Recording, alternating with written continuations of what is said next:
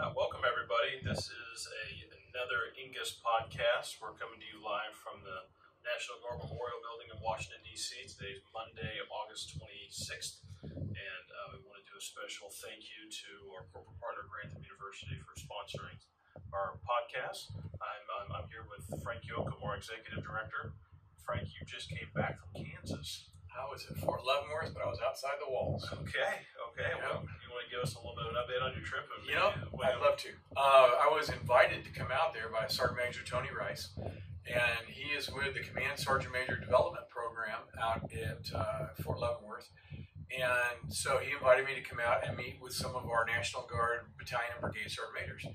And so I took the opportunity to travel out there for one day to be able to meet with them and to let them know about some of our programs that we have here at EANGUS, including the Emergency Financial Relief with the We Care for America program and our scholarships and Operation Vet Care and just some other helps that they have, plus to give them a legislative update about what's happening on the Hill with the NDAA. I told them that was all perishable because this is August, we're on recess, and come September, even though we only have, well, they say we have 15 legislative days left, but it's really, if they leave on the weekends and come back, we've got maybe 9 legislative days before the end of the fiscal year. But I kind of gave them a heads up on some of the stuff that was in the NDAA and what was in the Appropriations Act and what the landscape looked like. And my soft prediction for a continuing resolution coming up here in October, I don't think we're going to get all the appropriations bills put together. The Senate's got to do all 12 of them, so I don't know. It's going to be a fair prediction. Yep. So, but one of the things I did learn out there that was kind of interesting, we were talking about some of the provisions of the NDAA as it dealt with Title V people, technicians. Sure. In the law, or in the House version and the Senate version, they both set about the same number of military technicians as far as end strength goes. Right. However, the House bill sets it as a floor, in other words, not less than that number of technicians, and the Senate says not more than that number, which is a ceiling.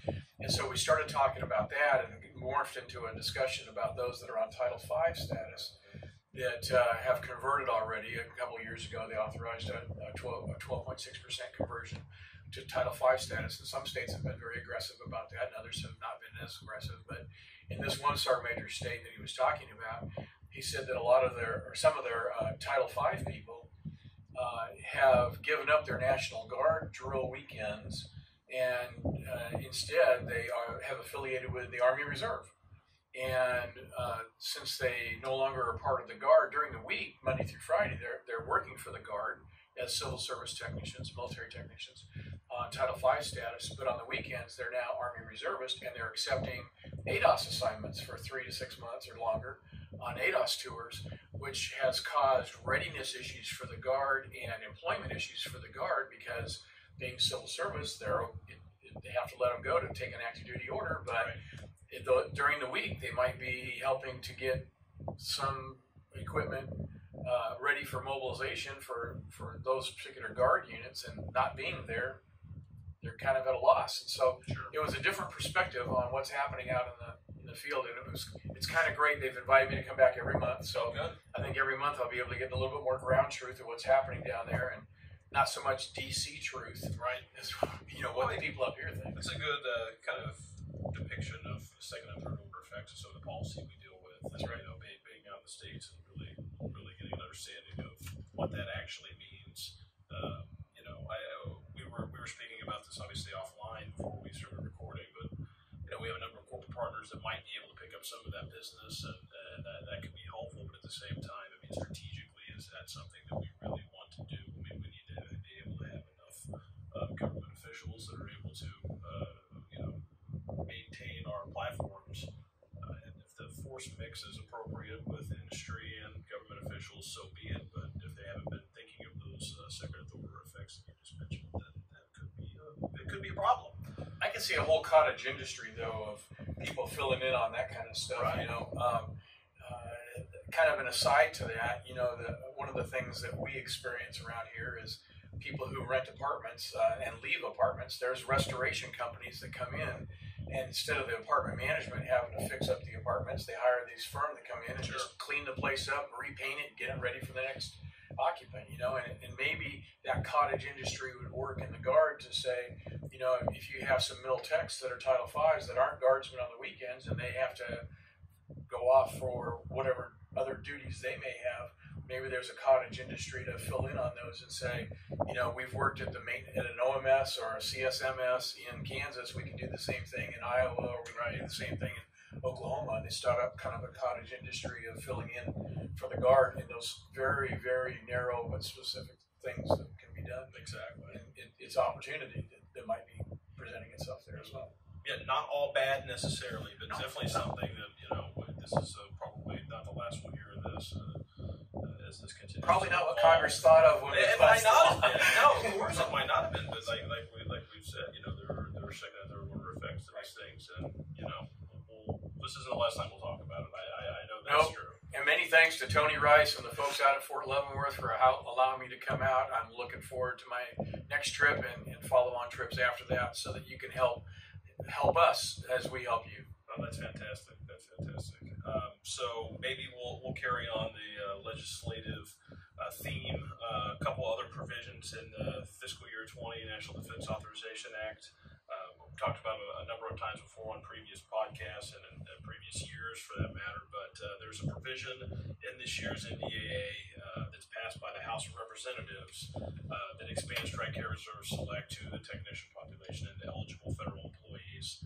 That would not go into effect until the year 2030 if it survives conference next month, but we'll have an ability for next year and future conferences to try to find the funding to actually put that into effect before the year 2030. But it's a legislative maneuver. It's an interesting way to kind of get our foot in the door and then to work back on funding.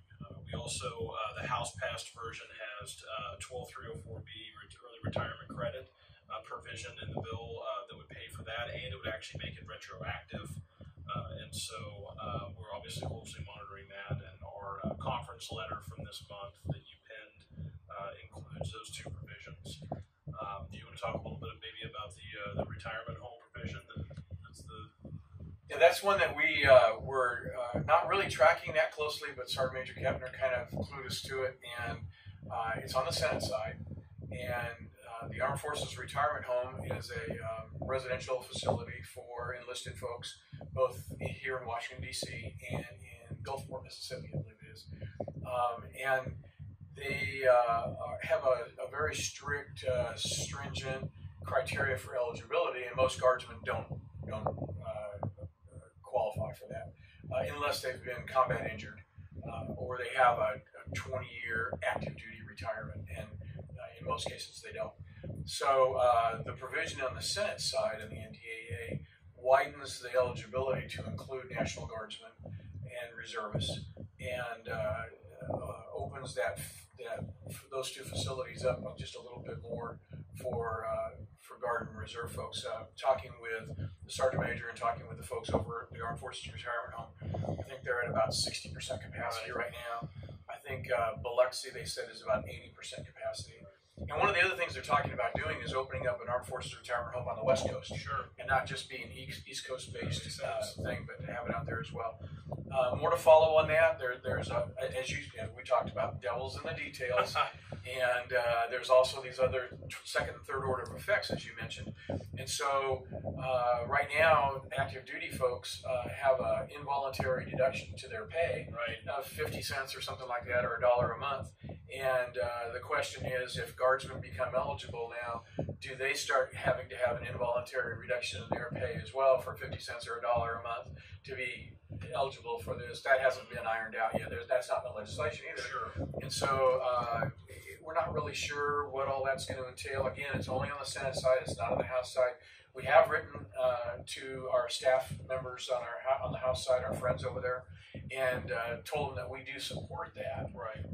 In concept, we support it. We don't know all the details, but in concept, we do support that. So conferences, this is going on right now, and we'll finish up hopefully in September, and we'll find out if it sticks or if it falls out. Right. Another one of those. The staffs, it's an interesting time with our conference, and that obviously the topic came up a number of times when we were in Des Moines, and I understand Sergeant Major Kepner wasn't able to attend, but I'm glad that you were able to chat with him, as I did with a number of our members about this issue.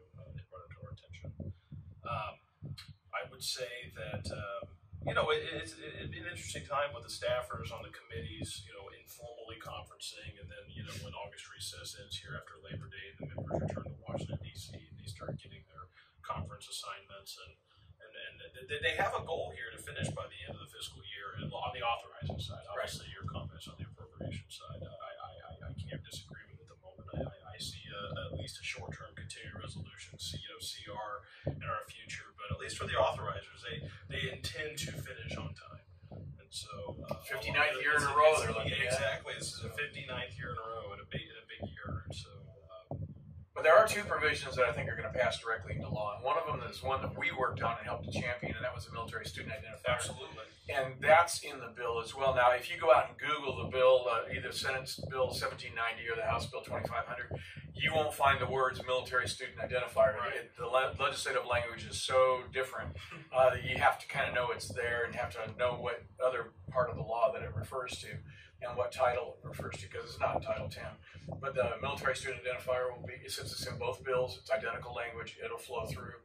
And the other real big one that everybody's concerned about is the 3.1% pay raise. It's in both bills as well, and so it looks like that's going to flow through to law as well. It does. And that'll be probably one of the larger pay raises we've had in several years. Absolutely, yeah. So those are two positive things. And the former, the student identifier issue, we've talked about a number of times, both in our podcast and information we put out under really talking points. So I think, other than really I think I'll wrap up kind of talking about another successful conference at Des Moines. We passed 29 resolutions in the Resolutions Committee, the stuff for the national office to kind of chew on and socialize on Capitol Hill and try to advocate for in future sessions of Congress.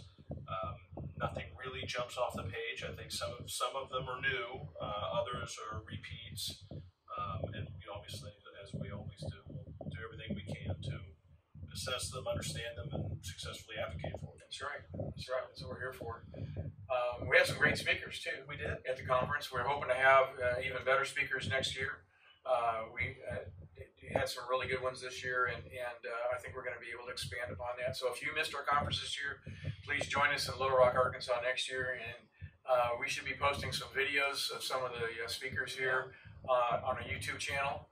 Follow us on Facebook and on Twitter. Got to go through that protocol office, right? Well, maybe just for some of the stuff for the SEAC, but keep looking out there on our social media. Watch our website. Watch our press releases. We will put stuff out there for you.